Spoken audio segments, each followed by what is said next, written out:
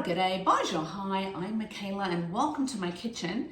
Today we're going to be making a cheesecake with 3 ingredients with no cheese. So technically it's not a cheesecake. I'm not sure why the recipe called it a cheesecake.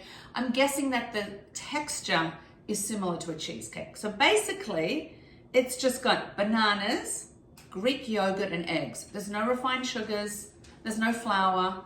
So we're going to make it and we're going to see how it works out. And all we're going to do is blend everything together. So I'm taking my bananas, put in the eggs, and then we're going to put in the Greek yogurt. And it's plain, unsweetened Greek yogurt. I guess you'll get the sweetness from the bananas. Roll that up and put it in a pan and see how it goes. So here we go. Okay, let's have a look.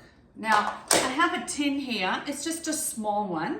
And I've put some parchment paper in and I wet it first, scrunched it in a ball, and then it fits much easier. So we're just gonna pour our mixture into our pan. And then I'm gonna come back and we're gonna see what it looks like once it's cooked, and then it has to chill in the fridge for a while. So I'll be back and I'll show you what it looks like when it's done. So it's been in the fridge for a little bit. It should sit in for longer, but I just wanted to show you. It smells nice, smells like banana, and it's quite a soft consistency. And I think they call it a cheesecake because of the consistency. So I'm just gonna cut a little piece. Really need to keep it in the fridge longer, but I just wanted you to see it. It's got the creaminess of like cheesecake.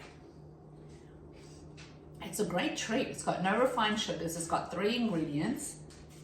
Keep it in your fridge to really cool up. And it's a perfect snack, high in protein with the eggs and the yogurt. So there you have it, a no cheesecake cheesecake. Enjoy.